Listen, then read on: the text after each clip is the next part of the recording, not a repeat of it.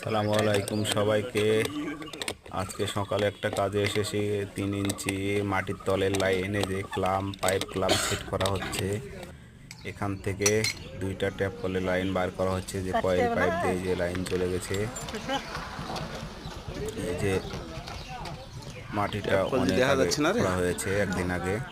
পরে আমি কাজে এসেছি, যে ট্যাপ কল দাঁড় করানো আছে দেখা যাচ্ছে। এই যে আর আরেকটা ওই পাশে আছে। এই যে আগুন দিয়ে পাইপটা গরম করা হচ্ছে। পাইপ ক্লামটা দিয়ে মেন লাইনটা ফুটো করা হবে, সেই জন্যে যে ফুটো করা হচ্ছে।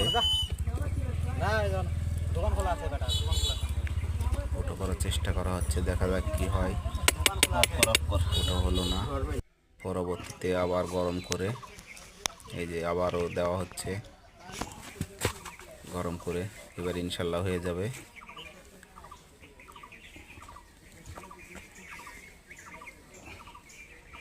এই যে চেষ্টা করা হচ্ছে ফুটো করার, হাত ঘোরানো হচ্ছে যাতে পাইপটা ভালোভাবে ফুটো হয়ে গেছে। পানি বেরোতে লেগেছে, সবসময় পানি থেকে পাইপটা গরম করে ভরে দেওয়া হয়েছে। ফুটো হয়ে গেছে, একটু বাচ্চা, ওটা একটু ঠোকা দিলে বেরিয়ে যাবে। তোমার হাতের কাছে একটু কাটতে হতো, তাহলে তোমার ফুটে করতে সুবিধা হতো। লাইনটা ফুটো হয়ে গেছে, পানির লাইন অফ করা আছে, সেজন্য পানির প্রেশারটা কম। যখন ঠোকা দিয়ে ক্লিয়ার করা হচ্ছে লাইনটা, এই যে ক্লিয়ার হয়ে গেছে। তারপরে আর একটু চেষ্টা করা হচ্ছে ভালোভাবে, যাতে ভালোভাবে পানিটা আসে। ফুটো হয়ে গেছে। এখন 1 ইঞ্চি পাইপ ভিড়ে লাইনটা সংযোগ দেওয়া হবে, যে ট্যাপ কলে পানি পাওয়া যাবে। হচ্ছে এক মাথায় ইউনিয়ন, এক মাথায় কয়েল পাইপে ইউনিয়ন ভিড়ে নেওয়া আছে। ভিড়ে নেওয়া হচ্ছে।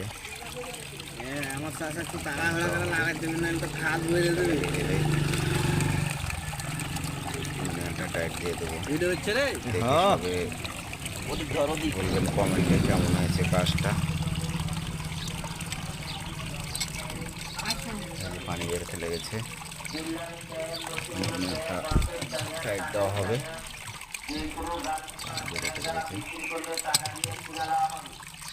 যে মোটরের লাইনটা যে চালু করলে ফলে পানি বেরোতে লাগবে।